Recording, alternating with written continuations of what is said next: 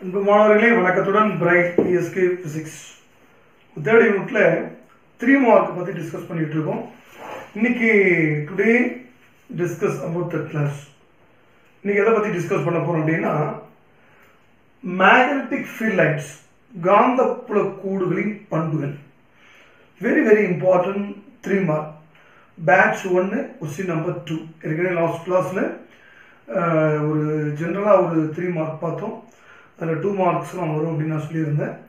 இப்போது எக்ஸாமுக்கு வரக்கூடிய வெரி இம்பார்ட்டன்ட் 3 மார்க். ஏன்னா நமக்கு எப்பயுமே ஒரு 3 மார்க்கில் பார்த்தீங்க அப்படின்னா டெஃபினட்டாக ஒரு ப்ராப்பர்ட்டிஸ் வந்தே ஆகும். அதனால் இது இந்த ப்ராப்பர்ட்டிஸும் இல்லை, நம்ம புக்கில் 10 யூனிட்டில் நிறைய ப்ராப்பர்ட்டிஸ் இருக்குது. ஒவ்வொரு யூனிட்லேயும் அதில் ஏதோ ஒரு ப்ராப்பர்ட்டிஸ். ஓகே, வாங்க வீடியோக்குள்ளே போகலாம். இப்போது மேக்னெட்டிக் ஃபீல்ட்ஸ் லைன்ஸ், காந்தப்புல கோடுகள் அப்படின்ட்டு இது மொத்தம் 4 பண்புகள் ப்ராப்பர்ட்டிஸ் இருக்கு. ரொம்ப சிம்பிளான அழகான ஒரு ஸ்மால் கொஸ்டின்ஸ், ஒரு முக்கியமான கொஸ்டின். நல்லா படிச்சீங்க, நல்லா லிசன் பண்ணுங்க, ஈஸியா புரியும். First, the magnetic field lines are continuous closed curves. என்ன புரியுது? காந்தப்புல கோடுகள் தொடர்ச்சியான மூடப்பட்ட வளைகோடுகள் ஆகும். நான் ஏற்கனவே சொல்லியிருக்கேன், ஒரு காந்தம் அப்படின்னா நார்த்து சவுத்து ரெண்டா பிரிப்போம். இப்படி பிரிச்சிருப்போம், இது சவுத்து இது நார்த்து. ஒரு டிஃப்ரென்ஸ் தெரியணுங்கிறதுக்காக நம்ம ஒரு கலர்ல கொடுத்துருப்பாங்க உங்க புக்கில், நீலம் ரெட்டுன்னு கொடுத்துருப்பாங்க. இப்போ இதுதான் மேக்னெட்டிக் ஃபீல்ட் லைன்ஸ், காந்தப்புல கோடு. ஒரு காந்தத்துல காந்தப்புல கோடுகள் அப்படிங்கிறத நம்ம ஏற்கனவே நான் சொல்லியிருக்கேன். எப்படி இருக்குன்னு சொன்ன, அவுட் சைட் இன்சைட். அவுட் சைட்ல நார்த் போல், அதாவது வட துருவத்துல துவங்கி தென் துருவத்தை நோக்கி சென்றடையும். நார்த் போல்ல ஆரம்பிச்சு சவுத் போல்ல என்டர் ஆகும். பாருங்க, north pole to south pole, north pole to south pole, உள்ள south pole to north pole. இதுதான் ஃபீல்ட் லைன். இது எப்பயுமே எப்படி இருக்கும்?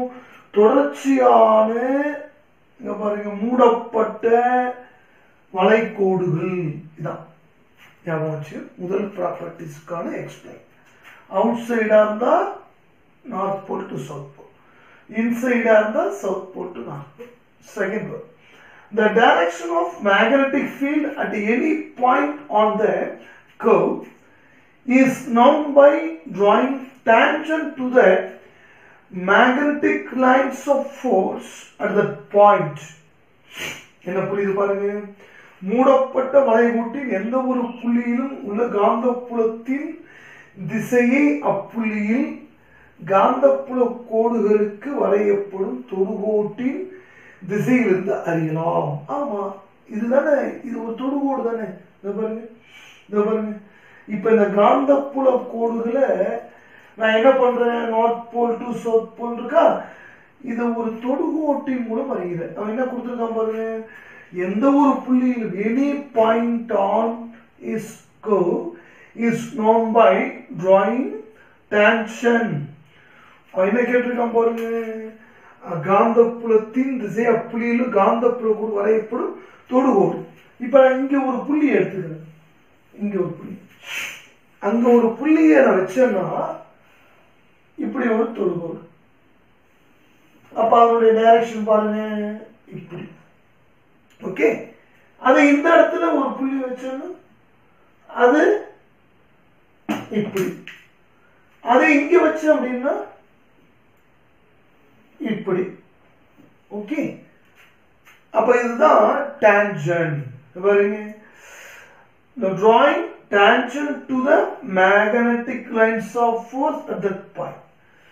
அப்போ இந்த மாதிரி காந்தப்புல கோடுகளை எந்த ஒரு புள்ளியிலும் காந்தப்புலத்தின் திசையை அறிவதற்கு அந்த புள்ளியில் உள்ள காந்தப்புல கோடுகளுக்கு வரையப்படும் தொடுகோட்டின் திசையிலிருந்து இப்படி ஒரு புள்ளி வச்சோம்னா இதான் தொடுகோடு, இந்த direction.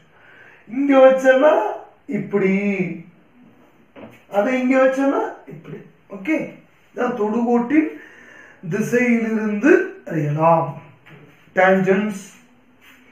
The drawing tangents of the magnetic lines of force at the point. அப்போ ஒரு புள்ளியில ஒரு புள்ளியை வச்சேன்னா அந்த காந்தப்புல கோடுல ஒரு புள்ளி எதையும் ஒரு இடத்துல வச்சேன்னா அதுலேருந்து வரையப்படக்கூடிய தொடுகோடு. Point number 3. Magnetic field lines never intersect. Very, very important one mark. Note this point. Each otherwise the magnetic compass needle would point towards two direction which is not possible. தமிழ்ல காந்தப்புல கோடுகள் ஒன்றை ஒன்று வெட்டி செல்லாது. அவ்வாறு வெட்டினால் திசை காட்டும் கருவியில் உள்ள காந்த ஊசி ஒரே புள்ளியில் இரண்டு வெவ்வேறு திசைகளை காட்டும். இது நடைமுறைக்கு சாத்தியமல்ல. பாருங்க, நாட் பாசிபிள். என்ன சார் புரியலையா சார் சொல்லுங்க. இது ஒரு மேக்னெட், பார் மேக்னெட், சட்ட காந்தம். இதுல இருந்து புறப்படக்கூடியது காந்தப்புல கோடுகள். Magnetic field north pole to south pole. பாருங்க, north pole to south pole. என்ன சொல்லியிருக்கேன், என்ன வரைஞ்சு காட்டியிருக்கேன், காந்த விசை கோடுகள், அதாவது காந்தப்புல கோடுகளை வரைஞ்சு காட்டியிருக்கேன். இப்போ என்ன கேட்டிருக்கான், மேக்னெட்டிக் காம்ப் நெவர் இன்டர்செக்ட். வெட்டி சில எங்கேயாவது வெட்டுதான், வெட்டவே கூடாது. வெட்டுறதுன்னா என்ன, இப்படி வெட்டக்கூடாது. இப்படி போகுதுன்னா அடுத்த கோடு இப்படி இருக்குன்னா அடுத்த கோடு இப்படி போகக்கூடாது. அவ எப்படிதான் வரணும், இப்படி போகக்கூடாது, இப்படிதான் வரணும். அப்படியே வெட்டி சென்றாலும் என்ன கேட்டிருக்கான் பாருங்க, otherwise the magnetic compass would point towards two direction which is not possible. இது சாத்தியமற்றது. அப்ப எப்படி சார், இங்க பாருங்க, இது நார்த் போல் டு சவுத். எங்கேயாவது வெட்டுதா பாருங்க, வெட்டவே இல்லை. பாருங்க, சப்போஸ் வெட்டினால் பாருங்க அப்படி வெட்டுது பாருங்க, இந்த இடம் பாருங்க. இதுல எத்தனை டைரக்ஷன் வருது பாருங்க.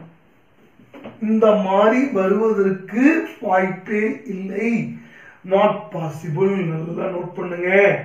இந்த மாதிரி வெட்டிச்சுன்னா வெட்டக்கூடாது, வெட்டிச்சுன்னா நாட் பாசிபிள். ரைட், முடிஞ்சு போச்சு. Point number 4.